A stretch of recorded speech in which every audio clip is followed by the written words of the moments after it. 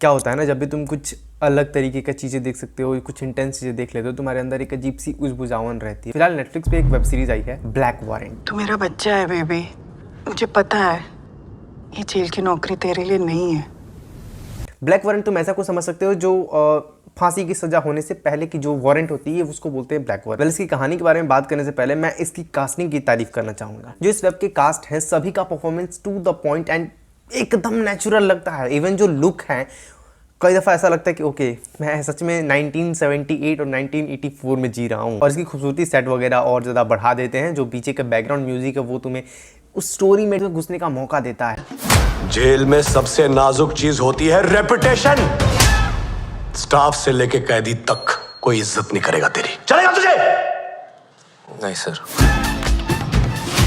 Even इस prison में जितने सारे कैदी हैं उन सब की परफॉर्मेंस बहुत ही खूबसूरत है। इतनी ज़्यादा रॉ और इतनी ज़्यादा नेचुरल परफॉर्मेंस होने के बावजूद भी कई जगह कमियां दिख जा रही थी हमें कैरेक्टर्स डेवलपमेंट के साथ। हालांकि शो ने कैरेक्टर डेवलपमेंट में कहीं भी कमी नहीं छोड़ा है, बट कुछ कैरेक्टर्स रह जा रहे हैं अधूरे, जिसको हम लोग इजीली इग्नोर कर सकते हैं। बाकी ये पूरा शो का मेन मोटिव यही है कि प्रिजन में रहते हुए भी कैसे कुछ लोग अपनी दादागिरी और कैसे अपनी कुछ टीम बना लेते हैं, कैसे अपना अपना गैंग बना लेते हैं। हालांकि शो में 3 गैंग है, जिसमें से एक गैंग का सबसे ज्यादा पलड़ा भारी है। और दादागिरी भी कुछ ऐसा नहीं कि केवल जेल में रहने वाले कैदियों के ऊपर दादागिरी ऐसा कि जो वहां पे जेलर है, जो वहां पे डीएसपी है, एसपी है, उन सबके साथ मिलजुल के बिजनेस करना, ड्रग्स बेचना, इतनी बड़ी बड़ी कारनामे किए जा रहे हैं प्रिजन में रहते हुए, जो कि ऑफकोर्स काबिल तारीफ है क्योंकि वो मिली भगत है। स्टोरी के अंदर मोड़ तब आता है जब 3 नए कैरेक्टर इंट्रोड्यूस होते हैं, जहां पे कोई बहुत ज्यादा सीधा साधा है और जहां पे कोई बहुत जोशीला, बहुत फर्राटेदार बोलता है, बहुत बिना रुके बिना सोचे बोलता है, और एक ऐसा जो बहुत दिल से काम करता है। इन तीनों की वजह से स्टोरी में कैसे चेंजेस आती हैं, इन तीनों की वजह से उस जेल के नियम कायदे कानून कैसे बदलते हैं, इन तीनों की वजह से कैसी चीजें चेंज होती हैं, इन्हीं तीनों की वजह से कैसे उस जेल में दादागिरी खत्म होती है। पूरा शो इसी चीज पे बेस्ड है। By the way Tihar jail की स्टोरी, जिसके नाम से भी लोग आमतौर पे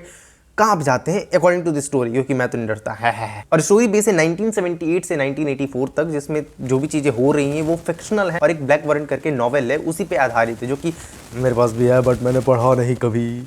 bye the way web series देखने के बाद मुझे लगता नहीं कि मुझे पढ़ना चाहिए, बट पढ़ लूंगा एक बार। हम एपिसोड्स के बारे में बात करते हैं। बहुत ही अलग और बहुत ही क्रिस्प तरीके के नाम रखे गए हैं, जो कि फोर्स रखने ही चाहिए स्टोरी के अकॉर्डिंग। तुम पहला एपिसोड खोलो और तुम्हें मुश्किल से 20 से 25 मिनट अपनी तरफ से लगाने इस शो को। बाकी ये शो तुम्हारा टाइम अपने आप ही ले लेगा। तुम इतने ज्यादा इंगेज जाओगे इस शो से कि तुम इस शो को छोड़ नहीं पाओगे। पूरे 7 के 7 एपिसोड तुम निपटा डालोगे। देखो, मेरा अगर तुम सजेशन मानो तो तुम्हें इस सीरीज को देख लेनी चाहिए, क्योंकि ये सीरीज इंडियन सीरीज है, और नॉट बिकॉज इंडियन सीरीज है, बिकॉज परफॉर्मेंस बहुत ही रॉ और बहुत ही नेचुरल जाते हैं और बहुत ही खूबसूरत तरीके से इस चीज को डेवलप कराया गया है, और इवन बहुत इंगेजिंग स्टोरी भी है और ओवरऑल एंटरटेनिंग भी है।